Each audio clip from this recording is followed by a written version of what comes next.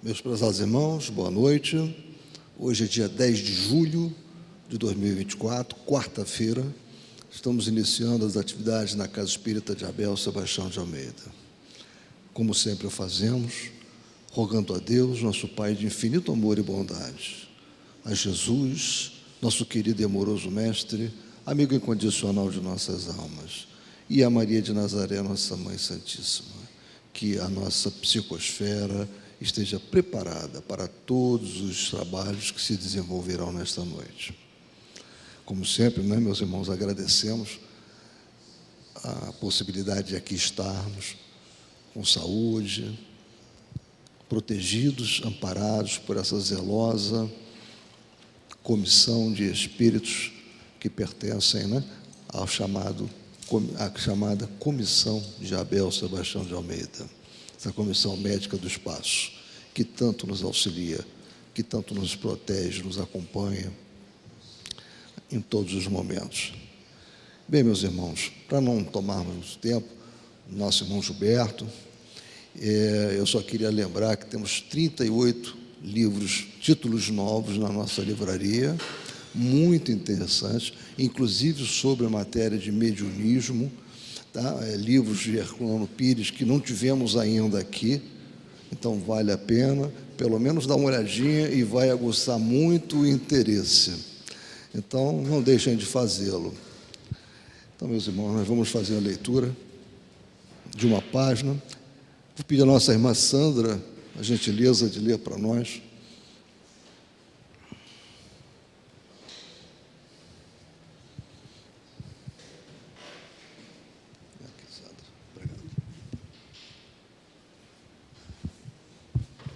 Boa noite, meus irmãos. Do livro Caminho, Verdade e Vida, de Francisco Cândido Xavier, o título é Aflições. Mas alegrai-vos no fato de serdes participantes das aflições do Cristo. Pedro, é inegável que em vosso aprendizado terrestre atravessareis dias de inverno ríspido em que será indispensável recorrer às provisões armazenadas no íntimo das colheitas dos dias de equilíbrio e abundância. Contemplareis o mundo na desilusão de amigos muito amados, com o templo em ruínas sobre os embates de tormenta cruel. As esperanças fenecerem distantes, os sonhos permanecem pisados pelos ingratos. Os afeiçoados desapareceram, uns pela indiferença, outros porque preferiram a integração no quadro dos interesses fugitivos do plano material. Quando surgir um dia assim em vossos horizontes, compelindo-vos à inquietação e amargura, certo não vos será proibido chorar. Entretanto,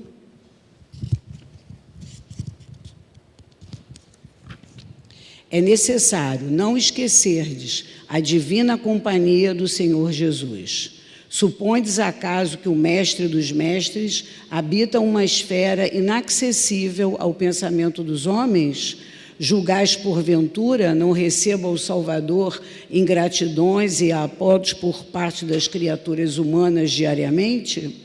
Antes de conhecermos o alheio mal que nos aflige, ele conhecia o nosso e sofria pelos nossos erros.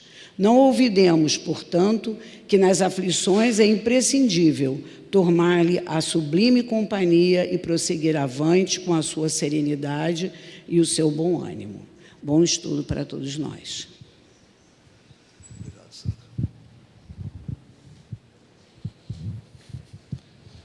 Bem, meus irmãos, com essa harmonização preparada, vamos então ouvir com a máxima atenção nosso irmão Gilberto Mesquita, que vai nos falar sobre pneumatografia e pneumatofonia. Que ele seja muito esperado nesta noite. Fica contigo aí. Já fica contigo se precisar alguém. Não, para alguém perguntar. Boa noite. Vamos então exatamente dar continuidade, ao estudo do livro dos médiuns. E antes de entrarmos na psicografia, tem da pneumatografia, ou escrita direta, e da pneumatofonia, Então, Kardec trata ainda esses aspectos antes de entrar propriamente dito na psicografia, né? Então, pneumatografia, do grego pneuma, sopro, ar, né? Espírito, mais grafia, né?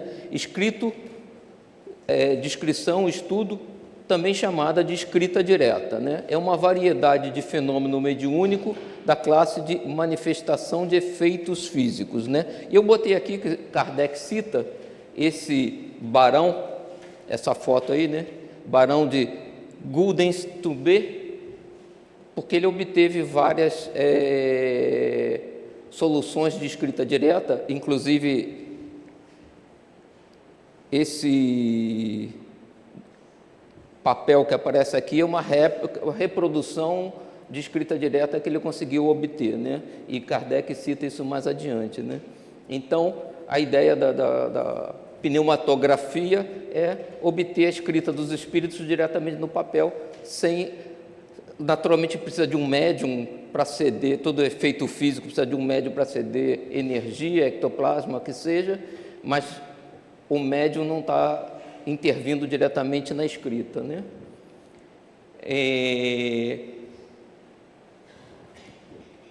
Kardec cita no item 127, antes da gente entrar aqui nos nossos itens, né, que a escrita direta ou pneumatografia é a que se produz espontaneamente, sem o concurso das mãos do médium nem do lápis.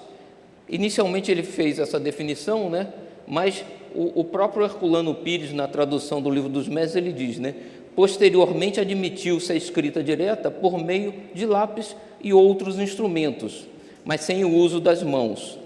Ver as experiências de Zollner com o médium Slade em provas científicas da sobrevivência. Então, algumas pessoas conseguiam a escrita direta, só que em vez de o espírito colocar a tinta no papel, ele movimentava o lápis e escrevia com o lápis, e o lápis se movia pelo espírito, né, sem o médium tocar no lápis, né, mas é possível também, né?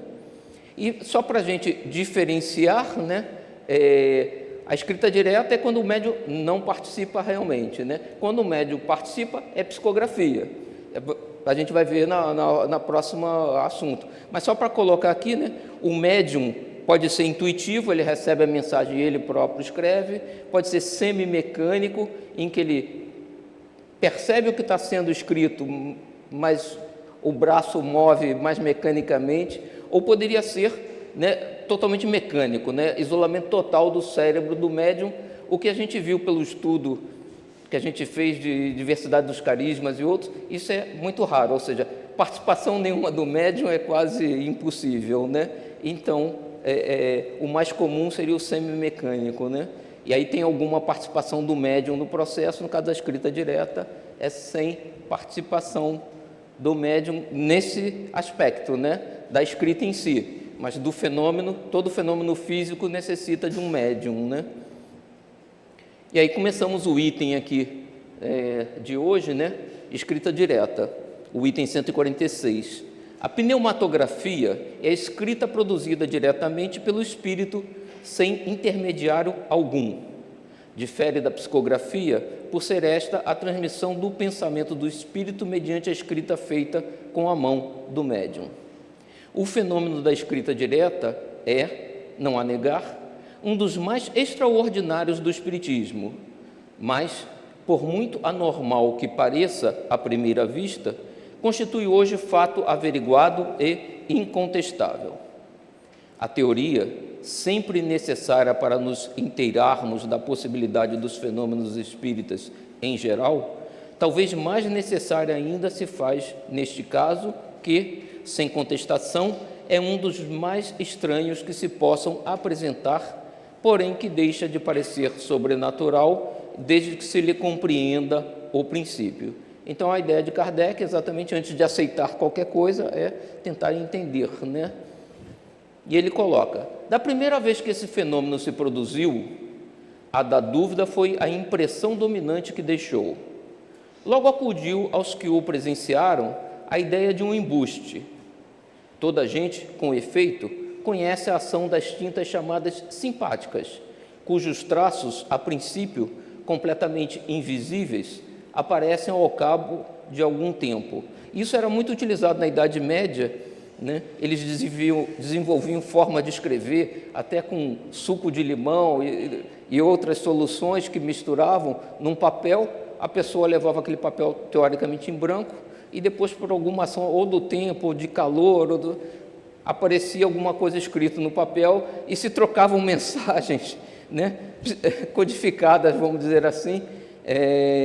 Isso já era costume antigo. Então Kardec falou assim, tem que tomar cuidado, pode alguém estar usando um desses mecanismos, põe o papel lá, né, depois de um tempo ele aparece escrito e poderia ser um embuste, né? Mas existem formas de você garantir que isso não aconteceu, né? Inclusive garantindo a origem do papel, né? Normalmente várias pessoas participam do encontro, é só você garantir que o papel não passou pela mão de ninguém, não passou por nenhum processo, ou seja, é fácil de fazer o controle disso, né? Toda gente, cujos traços invisíveis aparecem ao cabo de algum tempo, podia, pois, dar-se que houvessem, por esse meio, abusado da credulidade dos assistentes e longe nos achamos de afirmar que nunca o tenham feito. Estamos até convencidos de que algumas pessoas, seja com intuitos mercantis, seja apenas por amor próprio e para fazer acreditar nas suas faculdades, hão empregado subterfúgios. Veja esse capítulo das fraudes. As fraudes é mais adiante, né, capítulo 28, né, do charlatanismo e do embuste. Entretanto, do fato de se poder imitar uma coisa, for absurdo concluir-se pela sua inexistência. Nesses últimos tempos, não se ha encontrado meio de imitar a lucidez sonambúlica ao ponto de causar ilusão. Aí eu coloquei até aqui embaixo a figura de Edgar Cayce, porque Kardec fala muito em sonambulismo e a gente fica em dúvida, porque talvez hoje em dia no nosso meio aqui não tem tantos médiuns, né, que sonambúlicos, mas Edgar Cayce era um americano que quase que diariamente, depois do almoço, no meio da tarde, ele parava o trabalho, deitava, entrava num estado sonambúlico e a secretária da empresa dele sentava do lado lá, anotava tudo que ele falava, e ele recebia várias cartas com pedido de pessoas doentes, e ele dava receitas, tudo em estado de sonambulismo, né? Ele é como se estivesse dormindo, né? E eles chamam, nos Estados Unidos, eles de sleeping prophet, o profeta dorminhoco, né? que dorme, né? Adormecido. Porque ele deitava, entrava em sono sonambúlico, mas trabalhando espiritualmente, dando receituário, fez várias previsões para o nosso futuro, algumas que talvez venham a acontecer ainda. Então ele passou a vida dele trabalhando e ele era um médium sonambúlico, né? Só que tem gente que finge isso, né? Que não era médium e finge, né? Finge que está dormindo, na verdade, e tem embusteiro para tudo, né? Mas por que esse processo de escamoteação se tenha exibido em todas as feiras, dever-se-á concluir que não haja verdadeiros sonâmbulos? Sim, havia, né? Por que certos comerciantes vendem vinho falsificado? Será uma razão para que não haja vinho puro, vinho verdadeiro? Existe vinho verdadeiro, né? O mesmo sucede com a escrita direta. Bem simples e fáceis eram, aliás, as precauções a serem tomadas para garantir da realidade do fato e, graças a essas precauções, já hoje ele não pode constituir objeto da mais ligeira dúvida. Então, é aquele controle, né? O papel que vai aparecer escrito, ninguém pode ter acesso, né? Não pode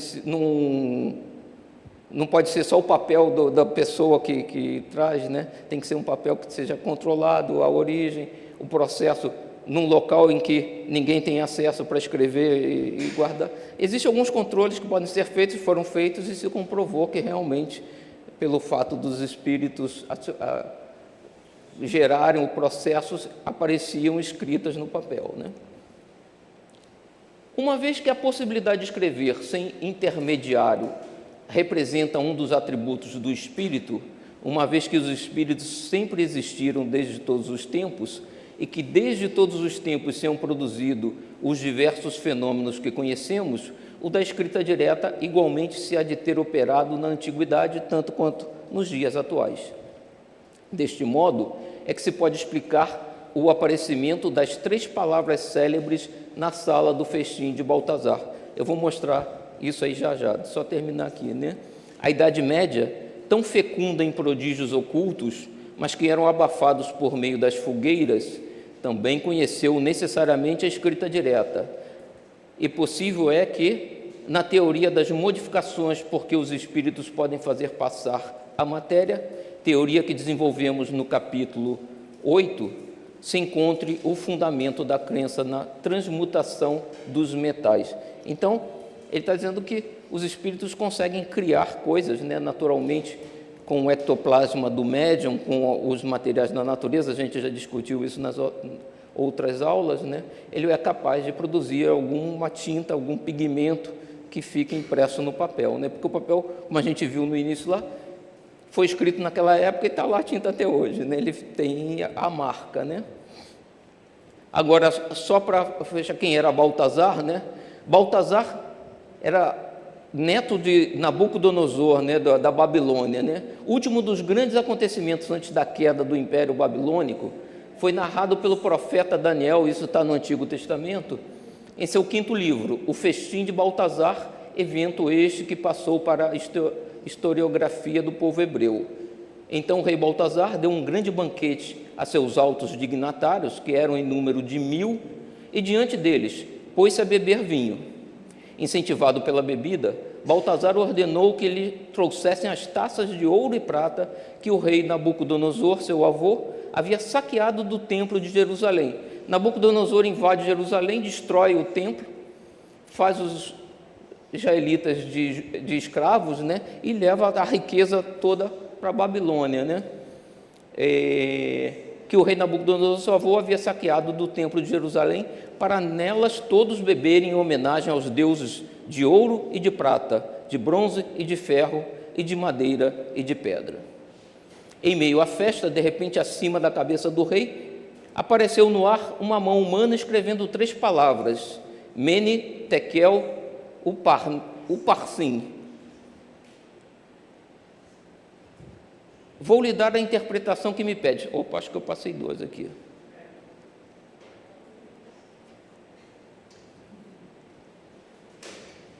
Não, acho que pulei alguma, mas tudo bem. Está faltando alguma coisa, mas vamos lá. O rei não sabia o que queria dizer essas palavras e buscou várias pessoas da Babilônia, ninguém sabia, e a esposa dele sugere que eles busquem a Daniel, que era judeu, mas que era um profeta já naquela época, já começava a mostrar, né, e que ele talvez pudesse interpretar as palavras, né?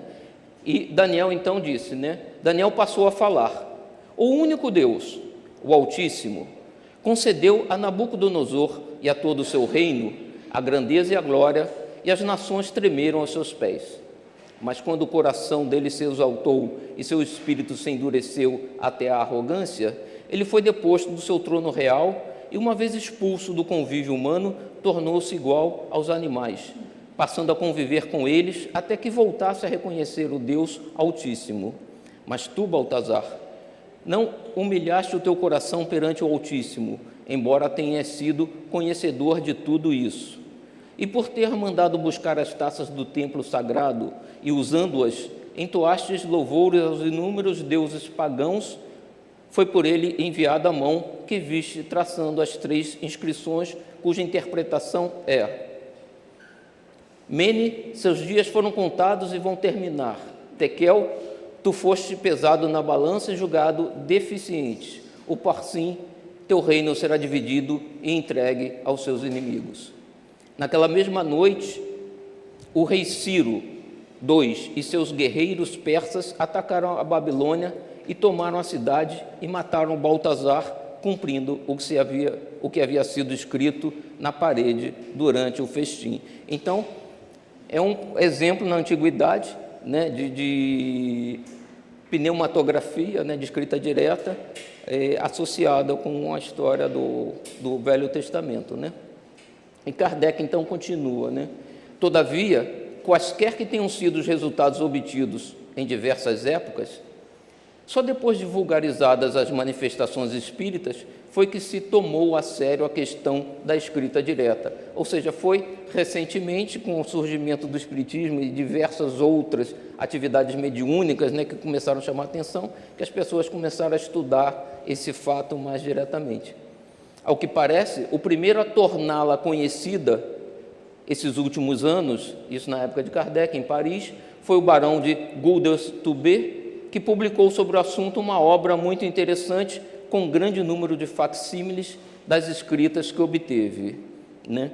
Essa obra é a realidade dos espíritos e suas manifestações, demonstrada mediante o fenômeno da escrita direta pelo barão de Guelders-Toubé. E aqui eu trouxe, existe uma capa, não sei se é fácil encontrar, eu encontrei na internet a capa.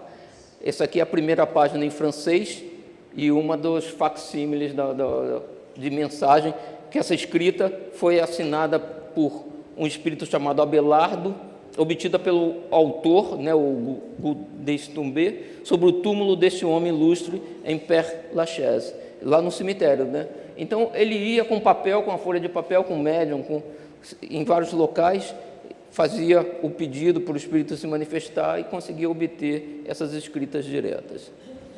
O fenômeno já era conhecido na América havia algum tempo. A posição social do senhor Guelders-Toubé, sua independência, a consideração de que goza nas mais elevadas rodas, incontestavelmente afastam toda suspeita de fraude intencional, porquanto nenhum motivo de interesse havia a que ele obedecesse. Quando muito, o que se poderia supor é que fora vítima de uma ilusão. A isto, porém, um fato responde peremptoriamente: o de haverem outras pessoas obtido o mesmo fenômeno, cercadas de todas as precauções necessárias para evitar qualquer embuste e qualquer causa de erro.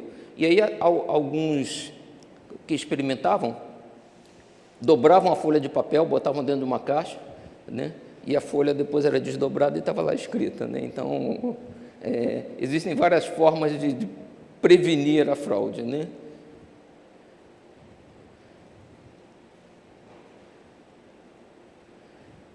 A escrita direta se obtém, como em geral, a maior parte das manifestações espíritas não espontâneas, por meio da concentração, da prece e da evocação. Tem se produzido em igrejas, sobre túmulos, como aquela que a gente viu, no sopé de estátuas ou imagens de personagens evocadas. Então, o Guelders-Toubé fazia muito isso. Ele ia no museu, ao pé de uma estátua de uma pessoa ou de um artista, botava o papel lá, pedia e recebia alguma mensagem, né? E aí Kardec diz, né, evidentemente, porém, é que o local nenhuma outra influência exerce, além de facultar maior recolhimento espiritual e maior concentração dos pensamentos. Ele focava naquela pessoa, naquela figura, né? Mas é o pensamento que manda, né? E aí Kardec diz, né, por isso que eu marquei aqui, porquanto provado está que o fenômeno se obtém igualmente, sem esses acessórios e nos lugares mais comuns, sobre um simples móvel caseiro, desde que os que desejam obtê-lo se achem nas devidas condições morais, isso é importante, e que entre esses se encontre quem possua a necessária faculdade mediúnica, ou seja, tem que ter um médium que possa produzir efeitos de transporte, né, de fenômenos físicos, para que o espírito possa juntar a tinta que vai ser agregada ao papel e gerar aquela escrita, né? Então, pode ser obtido em qualquer casa, em qualquer lugar, não precisa ir especialmente para um museu, para um cemitério, ou o que seja, né? Julgou-se, a princípio, ser preciso colocar-se aqui ou ali um lápis com o papel. O fato, então, podia, até certo ponto, explicar-se. E tinha pessoas que conseguiam o efeito assim, né? Na verdade, o espírito escrevia realmente com um lápis, só que o próprio espírito movimentava o lápis, né? É sabido que os espíritos produzem um movimento e a deslocação dos objetos, que algumas vezes o tomam e atiram longe. Bem podiam, pois, tomar também do lápis e servir-se dele para traçar letras, visto que o impulsionam utilizando-se da mão do médium, de uma prancheta e etc. Podiam, do mesmo modo, impulsioná-lo diretamente. Não tardou, porém, se reconhecesse que o lápis era dispensável, que bastava um pedaço de papel dobrado ou não, para que, ao cabo de alguns minutos, se achassem nele grafadas letras. Talvez a energia necessária para movimentar o lápis fosse igual ou talvez até maior do que a energia necessária para gerar a tinta que vai gerar a escrita no papel, né? Então, talvez fosse mais fácil obter diretamente com o espírito juntando as energias, o ectoplasma do médium e gerar uma tinta do que movimentando propriamente o lápis, né? Mas as duas coisas aconteciam. Aqui já o fenômeno muda completamente de aspecto e nos transporta a uma ordem inteiramente nova de coisas. As letras hão de ter sido traçadas com uma substância qualquer. Ora, sendo certo que ninguém forneceu ao espírito essa substância, segue-se que ele próprio a compôs. De onde a tirou? Esse é o problema. Está Kardec fazendo a análise, né? Ok, apareceu o papel com umas tinta no papel com umas letras, né, traçadas. De onde veio essa tinta, né? Aí ele diz, né, quem queira reportar-se às explicações dadas no capítulo 8, nos 127 e 128, que a gente viu há pouco tempo, né, encontrará completa a teoria do fenômeno. Na época ele falava sobre a materialização dos espíritos, e os espíritos se materializavam com uma bengala, um deles com um portador de rapé, né? Então, que eles materializavam também esses objetos, né? Então, da mesma forma que eles são capazes de materializar esses objetos e tornarem visíveis, eles são capazes também de gerar a tinta que vai ficar no papel, né? E aí ele diz, para escrever dessa maneira, o espírito não se serve das nossas substâncias, nem dos nossos instrumentos. Ele não pega a tinta diretamente né? Naquele tempo você escrevia com caneta tinteiro, né? Molhava, né? Com pena. Eles não pegam a tinta dali, né? Ele próprio, o espírito, fabrica a matéria e os instrumentos de que há mister, tirando para isso os materiais precisos do elemento primitivo universal, que pela ação da sua vontade sofre as modificações necessárias à produção do efeito desejado. Conte-se aí o ectoplasma, as energias do médium, né? E aí eu botei aqui exatamente uma caixinha de rapé, né? Que ele cita, e assim como os espíritos fez aparecer uma caixinha de rapé, ele fez aparecer a tinta, né? Kardec diz, é o mesmo processo, né? Possível-lhe é, portanto, fabricar tanto o lápis vermelho, a tinta de imprimir, a tinta comum, como o lápis preto, ou até caracteres tipográficos bastante resistentes para darem relevo à escrita. Alguns papéis apareciam como se tivessem sido numa prensa, né? Com a tinta até um pouco mais alta no papel, né? Você está ligado o dele? Tá. Inclusive, né, lembrando dos estudos, que você também já tinha lembrado, de diversidade dos carismas, eles podem fazer o fenômeno de transporte, pegando o que ele precisa, um instrumento que ele precisa, que esteja próximo, e trazendo para aquele lugar, inclusive manipulando substâncias que não estejam distantes, tintas, etc. Transformando. Com algum uso de energia, né? E de forma que ele pode, nesse caso, estar usando o ectoplasma do médium e não devolvendo, né? Porque na materialização de espíritos ele usa muito ectoplasma, né? E o que se diz é que quando os espíritos se vão, né, a materialização termina, boa parte do ectoplasma o médium recupera, né? Apesar que alguns médiums foram pesados e perderam peso, né? Parte do ectoplasma se perdeu, né? Então, nesse caso, ele pode estar, esse ectoplasma ficou ali no papel e ele cedeu para que formasse o material que vai gerar a tinta, que vai escrever no papel, né? Nesse exemplo aqui que ele está dando, né? Que ele fala que até caracteres tipográficos é como se fosse prensa com tinta, né? É para darem relevo à escrita, conforme temos tido ensejo de verificar. A filha de um senhor que conhecemos, menina de 12 a 13 anos, obteve páginas e páginas escritas com uma substância análoga ao pastel, né? E aí eu me lembrei da minha infância que a gente brincava com lápis de pastel, né, de pintar, e ele deixa realmente uma camada no papel, né, bem espessa muitas vezes, e os espíritos conseguem gerar materiais desse jeito, né? Tal o resultado que nos conduziu o fenômeno da tabaqueira, né? De novo aqui, né? A tabaqueira de rapé, descrito no capítulo 7, no 116, e sobre o qual nos estendemos longamente, porque nele percebemos a oportunidade para prescrutarmos uma das mais importantes leis do Espiritismo, lei cujo conhecimento pode esclarecer mais de um mistério, mesmo do mundo visível. Assim é que, de um fato aparentemente vulgar, pode sair à luz. Tudo está em observar com cuidado, e isso todos podem fazer como nós, desde que não se limitem a observar efeitos sem lhes procurarem as causas, né? Então ele faz o paralelo da materialização do espírito com não só a vestimenta, mas com outros objetos que eles faziam aparentes, né? E ele diz, da mesma forma, os espíritos geram a tinta com que vai ser escrito a mensagem no papel, né? E tem que ter, como Kardec tinha a mente aberta, fazer todas as análises, garantir que não tem fraude, e ele fazia isso, né? E aí a gente chega às conclusões devidas, né? Se a nossa fé se fortalece de dia para dia, é porque compreendemos.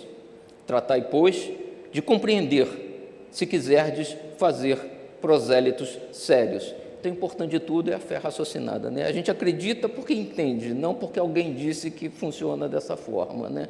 Mas porque a gente compreendeu e a gente pode acompanhar, né? Tratai, pois, de compreender, né? Ainda outro resultado decorre da compreensão das causas, o de deixar riscada uma linha divisória entre a verdade e a superstição. Então, né, não é um fato qualquer que, como alguns dizem, né, o mistério da fé, você tem que acreditar, né? Não, é um fato físico, uma ação física possível que pode ser, inclusive, gerada por outros médiuns, né? Se a ciência não o faz hoje em dia, é porque, primeiro, eles evitam até pesquisar, e quando pesquisam, não querem, se não tiver um médium presente, tem um monte de cientista, mas num laboratório não tem um médium presente, não vai sair escrita nenhuma, né? Não funciona. Então, a hora que eles tiverem a humildade de compreender e fazer da forma devida, eles vão conseguir também fazer. Considerando a escrita direta do ponto de vista das vantagens que possa oferecer, diremos que, até o presente, sua principal utilidade é consistido na comprovação material de um fato sério, a intervenção de um poder oculto que, nesse fenômeno, tem mais um meio de se manifestar. Todavia, raramente são extensas as comunicações porque essa forma se obtém. Em geral, espontâneas, elas se reduzem a algumas palavras ou proposições, e às vezes a sinais ininteligíveis. E aí, o próprio Guldestumbe, eu vi alguns pedaços do livro, ele diz o seguinte: ele botava o papel, fazia um pedido, esperava 20 minutos e olhava, tinha 3 palavras, 4 palavras. Aí ele botava o papel de novo, esperava mais 20 minutos, aí a frase aparecia completa, né? Não é um processo fácil e rápido, né? Ou seja, todos esses processos de fenômenos físicos exigem muito esforço do médium encarnado e do espírito desencarnado, né? Isso é a primeira coisa, né? Então, é natural que o Kardec começa a mostrar aqui que em algum momento a gente abandone esse método e vá para outros, né? E uma das vantagens que ele coloca é o seguinte: pouca participação do médium, você tem o espírito com liberdade de escrever o que ele quer, né? A mente do médium não participa no processo. Mas o próprio livro que a gente estudou, né, tanto Diversidade dos Carismas quanto o livro da Ivone, eles dizem, Devassando o Invisível, os espíritos dizem o seguinte: a gente quer que o médium participe, mesmo tendo o ponto negativo da gente influenciar na comunicação, é forma da gente também trabalhar e se desenvolver, né? Então, a participação nossa no processo é importante, né? Então, não tem por que a gente ficar gerando mensagem por escrita direta, quando a gente pode, pela psicografia, né, participando do processo, produzir também, né? Inclusive aquela discussão, né? O que eu tenho anímico pode atrapalhar no momento, mas pode ajudar em outro, né? Então a gente pode gerar em conjunto, médium e espírito, coisas mais produtivas, e isso pode nos beneficiar ao nosso desenvolvimento, né? Então não tem por que insistir nesse processo, vamos participar cada vez mais, né? Essa é a ideia, né? E aí que ele diz, né? Todavia, raramente são extensas as comunicações que por essa forma se obtêm. Em geral, espontâneas, se reduzem a algumas palavras e proposições e, às vezes, sinais ininteligíveis. Têm sido dadas em todas as línguas, em grego, em latim, em sírio, em caracteres hieroglíficos, etc. Mas ainda não se prestaram às dissertações seguidas e rápidas, como permite a psicografia ou a escrita pela mão do médium. Ou seja, dificilmente Chico Xavier teria escrito 400 livros com escrita direta, né? Então, a gente em algum momento tem que evoluir no processo, mas é interessante que é possível e sim demonstra que os espíritos têm a sua vontade própria, o seu pensamento próprio e podem colocar ele, né?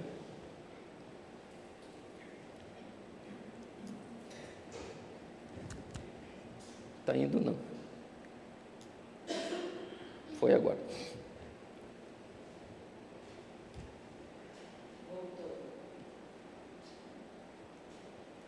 Espera aí. Pulou. Não, eu quero passar. Não sei. Vai voltando aí. Volta na mão. Volta mais uma.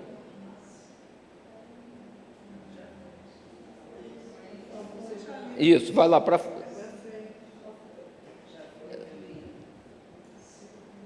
Isso, vai mais um. Então é aqui mesmo, beleza. Oi. Vai lá, aqui, ó.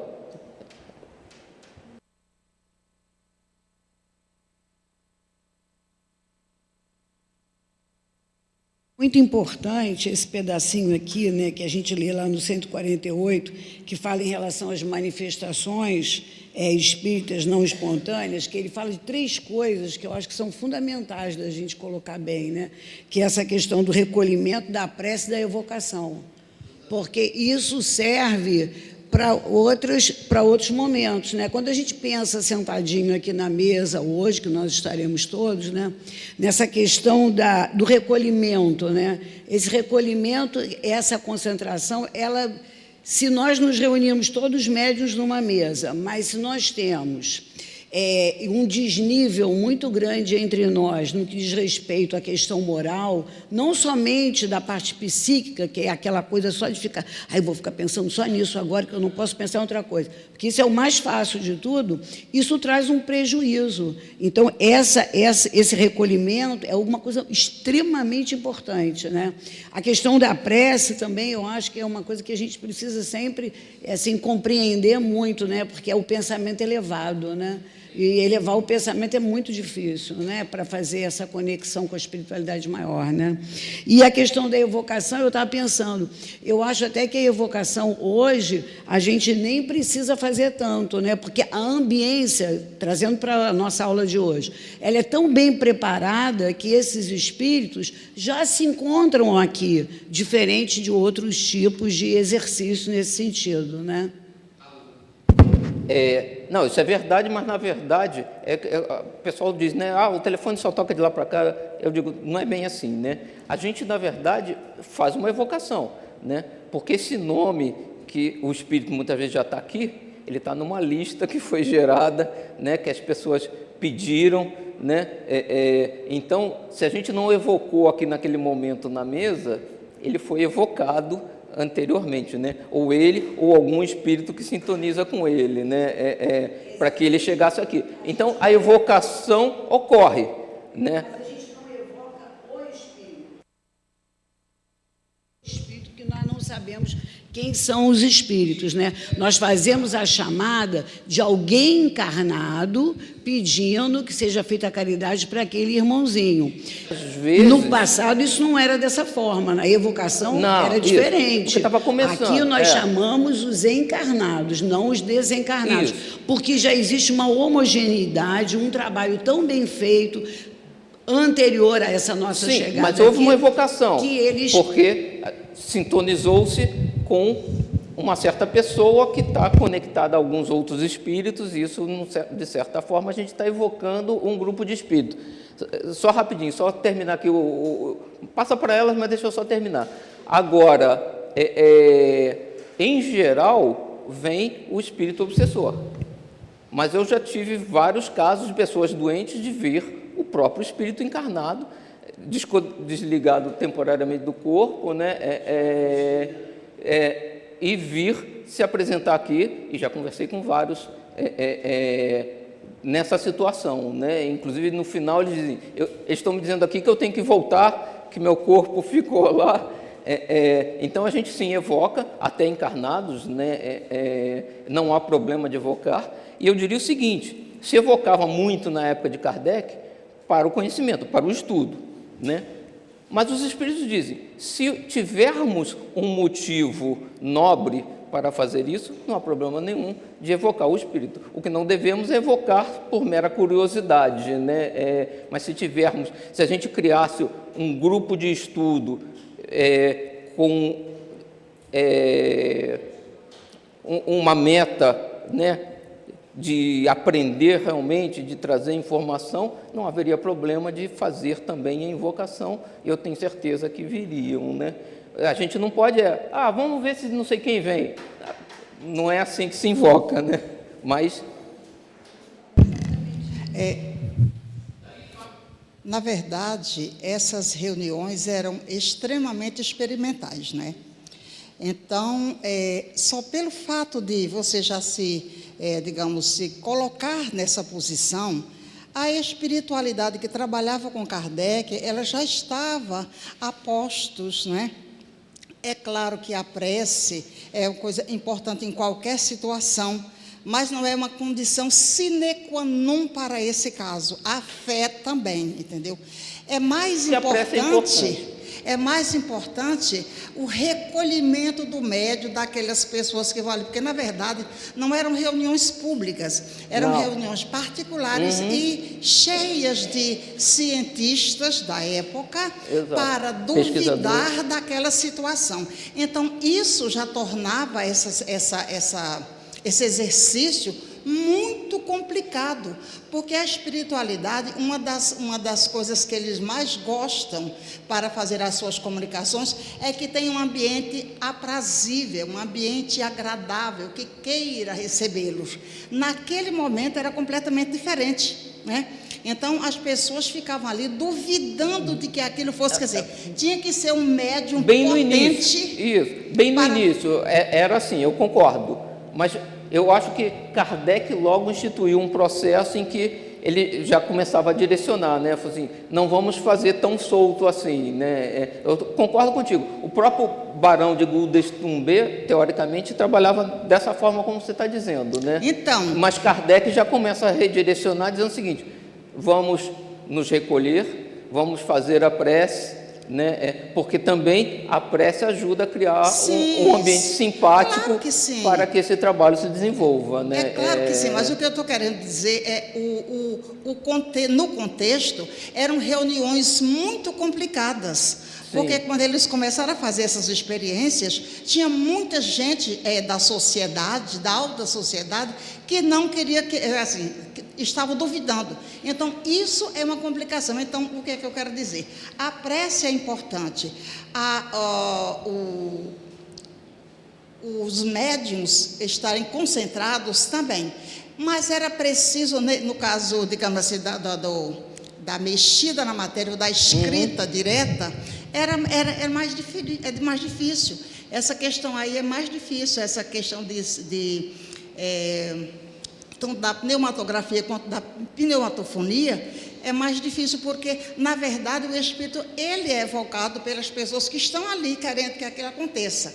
mas acontece que ele vai dar a sua comunicação, né, de conformidade com aquilo que ele quer, que os presentes estejam, digamos, aptos a receber, não é? Mas certamente, naquela época era diferente, eu concordo. As pessoas, no início, não tinham essa visão religiosa, vamos dizer assim, né? Faziam muito mais como uma experiência, uma brincadeira em alguns casos, né? Sem a seriedade, né? Kardec tenta mudar isso, né? Primeiro, e o que acontecia era que certamente naquela época tinha toda uma espiritualidade que queria que esses eventos acontecessem para garantir a disseminação do conceito, né? Hoje em dia, se a gente fizer isso, a gente vai ficar na mão de espíritos obsessores, muito possivelmente. É por isso que hoje não existe mais esse fenômeno com tanta regularidade. Exatamente. Que existe, ainda deve existir. Os espíritos estavam ali dando suporte, né? Já, hoje nós mesmo já que estamos... a gente não chamasse, né? Não pedisse. Hoje nós já temos um espiritismo que a gente pode estudar, que a gente pode estar nas casas espíritas, né, fazendo cursos e tal e coisa. Quer dizer, não há mais essa necessidade de vozes, né? Os efeitos físicos, fenômenos físicos são trabalhosos, gastam muita energia de todos, gastam muita energia do médium, gastam muita energia do espírito, né? Como Kardec mesmo diz, né? Precisa além dos espíritos evoluídos que dirigem o processo, precisa de trabalhadores braçais, vamos dizer assim, espíritos que vão gerar, né, a energia para movimentar as coisas, para fazer esse tipo de ação, né? E aí, com a psicografia, você elimina todo esse processo, né? Mas isso aí é todo um processo, né? Até chegar à psicografia e escrever livros e mais livros, digamos, pela mão do médium, né? Exatamente. Então, vamos lá, né? A pneumatofonia, do grego pneuma também ar, né? E de fonia, som ou voz, é a reprodução da fala, né? Diretamente, né? Não é escrita, né? Dado que podem produzir ruídos e pancadas, que a gente viu no início do estudo, né, do livro dos médiuns, os espíritos podem igualmente fazer-se ouçam gritos de toda espécie e sons vocais que imitam a voz humana, assim ao nosso lado como nos ares. A este fenômeno é que damos o nome de pneumatofonia. Pelo que sabemos da natureza dos espíritos, podemos supor que, dentre eles, alguns de ordem inferior se iludem e julgam falar como quando vivos. Veja-se Review Espírito, de fevereiro de 1858, história da aparição de Mademoiselle Clairon. Na verdade, o espírito não consegue movimentar o nosso ar, né? O ar que atinge o nosso ouvido, né? Porque todo o processo da fala é através do ar, né? Ondas sonoras são ondas que se propagam no ar, né? Eu botei aqui o símbolo de um alto-falante, porque isso é exatamente o que as caixinhas de som aqui estão fazendo com a minha voz, né? O alto-falante vibra dentro da caixa, gera uma onda sonora que atinge os ouvidos de vocês e vocês me ouvem com maior intensidade do que eu falando sem o microfone, né? Agora, o espírito, ele pode até falar, né, pelo perispírito dele, mas nunca vai conseguir movimentar o ar para que nós ouçamos fisicamente, né? Então precisa de alguma coisa, né? Em alguns livros eles dizem que assim como tinha materialização só de mão, de pé, o espírito pode materializar uma laringe e um aparelho fonador e falar, né? Isso é possível. E aí, como o aparelho fonador é materializado, ele consegue impressionar o ar e gerar onda. Mas também os espíritos, a gente sabe pelos livros de André Luiz, que em 1940, que a televisão nem tinha surgido aqui no planeta ainda, já tinha televisão em nosso lar, em outros lá. Eles podem ter aparelhos como caixas de som que vibram, né, apesar da gente não enxergar, mas que possam, com a energia do médium, gerar ondas sonoras que façam com que a gente ouça também, né? Certamente Kardec não menciona isso. Empresta aqui o microfone. Espera aí que ela vai pegar lá. Da mesma forma que os espíritos podem usar outros aparelhos, podem usar alguma coisa que gere também a palavra, né? Desligou?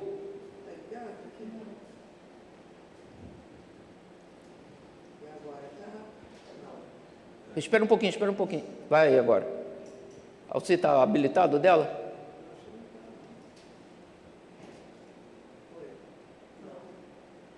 Tá não, você.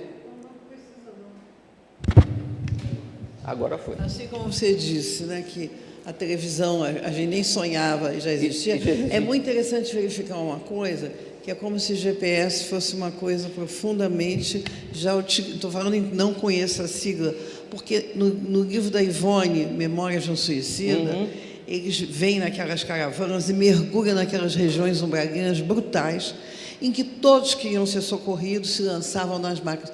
E ele ia naquelas cavernas, eles sabiam exatamente aonde ir, Senhor Adalberto da Silva, no pântano tal, na coluna tal. E esse vinha, porque já tinha condições, exatamente. Até porque tinha orado, estava sofrendo. Eles tinham um relato, eles iam direto.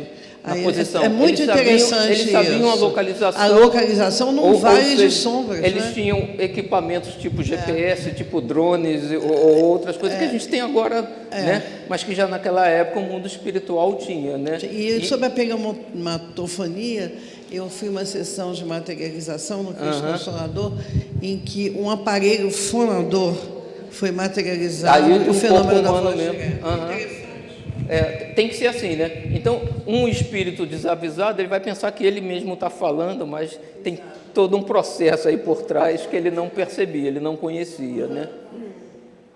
Devemos, entretanto, preservar-nos de tomar por vozes ocultas todos os sons que não tenham causa conhecida ou simples zumbidos, e, sobretudo, de dar o menor crédito à crença vulgar de que, quando o ouvido nos une, é que em alguma parte estão falando de nós. Se fosse isso, o meu ouvido hoje em dia é um zumbido o tempo todo.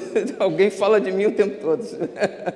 Aliás, nenhuma significação tem esses unidos, cuja causa é puramente fisiológica, ao passo que os sons pneumatofônicos exprimem pensamentos, e nisso está o que nos faz reconhecer que são devidos a uma causa inteligente e não acidental, né? Todo efeito inteligente tem uma causa inteligente, né?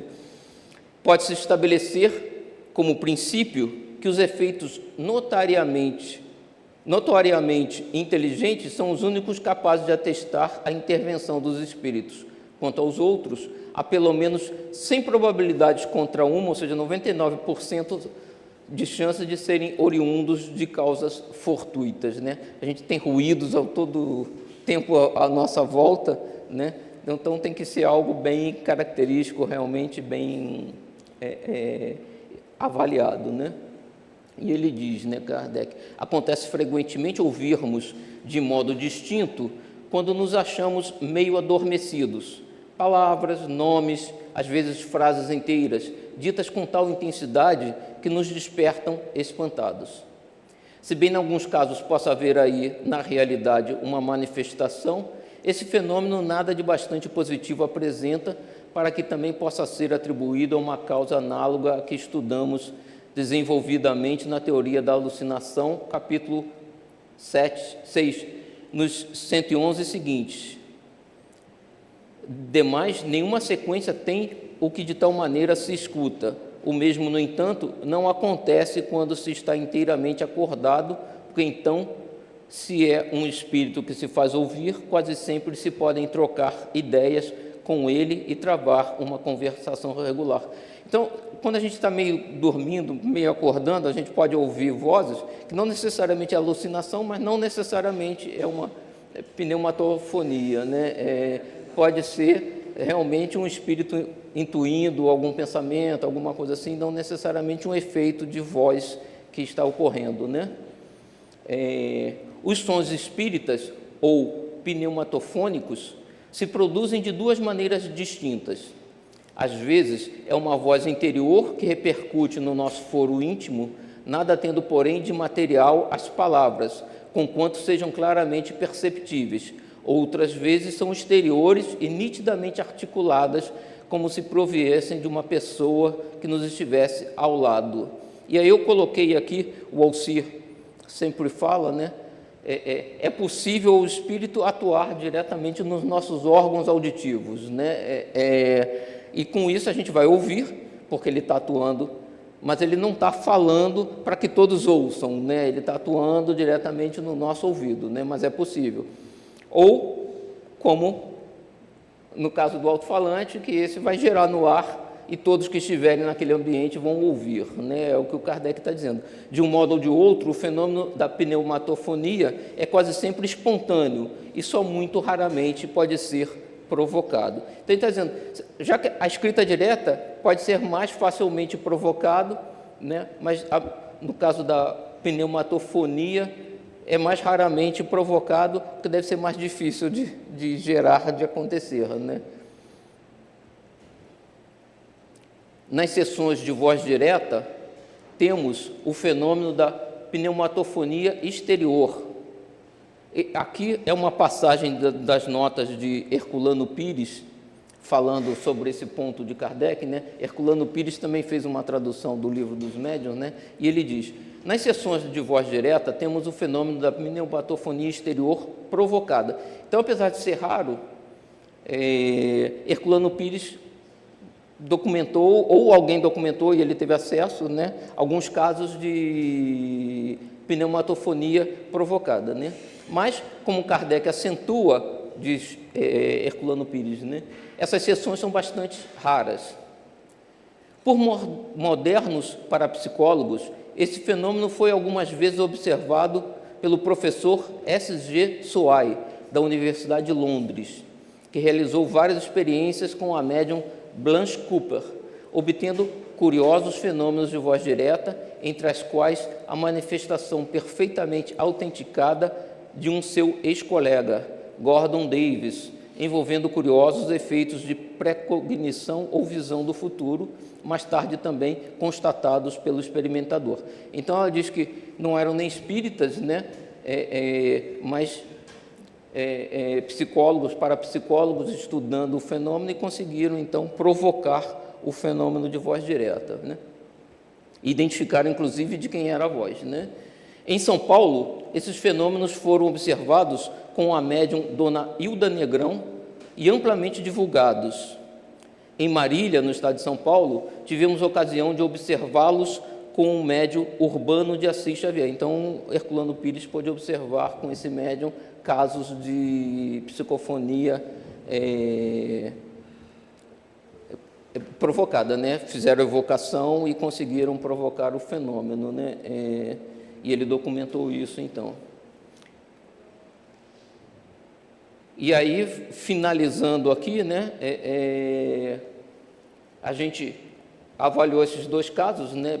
Pneumatografia ou escrita direta e pneumatofonia ou voz direta, né? E aí, só revisando, né? O espírito comunicante, na pneumatografia, retira do fluido cósmico universal e das energias radiantes do médium. Então, a gente precisa ter um médium no processo,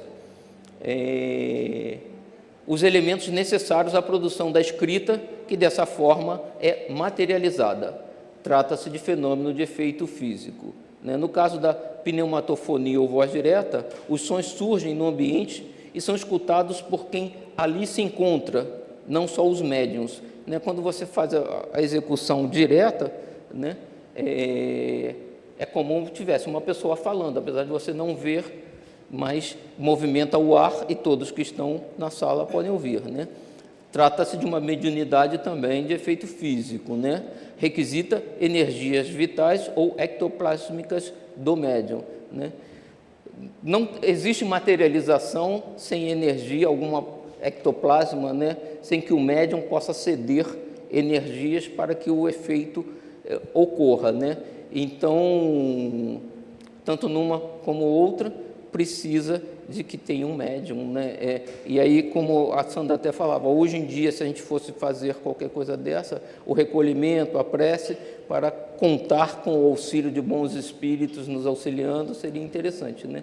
E aí eu coloquei aqui uma figura, porque talvez a primeira escrita direta, segundo a Bíblia, teria sido os 10 mandamentos, né? É o caso clássico de escrita direta, em que a mensagem surgiu na pedra e é um caso de escrita direta, né? Diz que é o primeiro livro de pedra, né? Exato, né? Na mediunidade que marcou fortemente esse aspecto, né? Bom, temos aí ainda 10 minutos para algum questionamento, mais dúvidas, quem quiser. Espera aí, Sandra.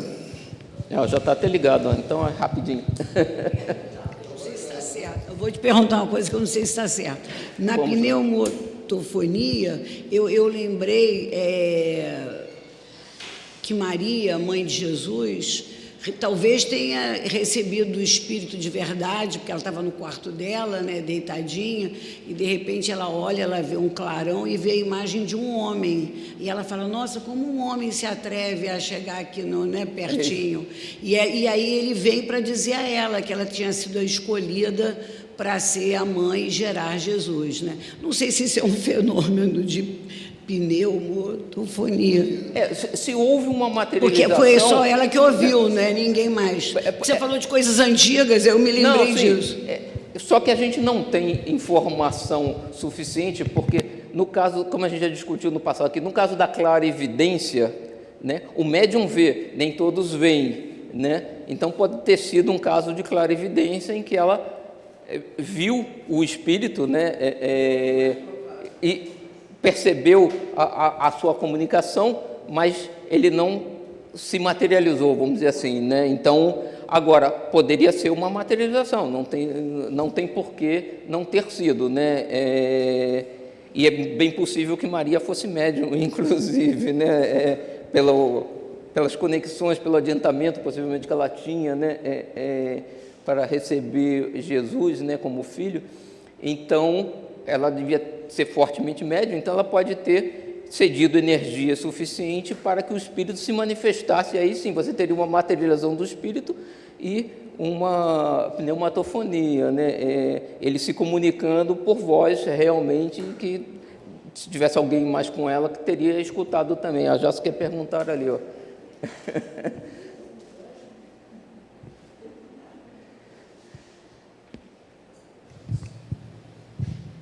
Eu escutei um estudo e que disseram que a pessoa que estava fazendo o estudo falava sobre aqueles três crianças lá de Fátima, né? Jacinta, Francisco e Lúcia. Disse que só o primeiro é que ouviu uma mensagem, que aí ele se classifica como clarividência. Mas os outros dois, depois, também começaram a ouvir. Teve uma outra mensagem que todos eles escutaram. Mas só um deles, o primeiro, é que era médium. Então, esses outros dois aí, então, foram por pneumatofonia. Pneumatofonia. Nesse caso de Fátima, inclusive, exatamente diz o seguinte, que nos primeiros casos, né, só um ouvia, depois os outros começaram a ouvir, eles começaram a falar para outras pessoas no local que eles viviam lá, né, e que na última aparição juntou um grupo enorme e todos viram, né, aí foi materialização realmente, né, todos viram a luz, todos ouviram a voz, né, então teve um processo realmente de materialização ali que se fez presente. Por isso que quase não se contesta o fato, né, porque teve muita testemunha, né, porque podia dizer que as crianças eram um processo de alucinação, ainda mais crianças, né, impressionáveis, mas a última comunicação que teve foi presenciado por diversas pessoas, né, e aí não pode dizer que foi uma alucinação em grupo ou foi realmente uma aparição que houve, né? Só que é só como se interpretar as aparições, né? O que Kardec diz, né? Uma vez que a gente entende o processo da materialização, do processo de pneumatografia, pneumatofonia, a gente não tem superstição, a gente sabe que é um ser como nós, sem corpo, que está se apresentando, ou seja, desmistifica o processo, mas que a aparição houve, até porque nesse caso teve diversas testemunhas, né? Então é um caso clássico, né?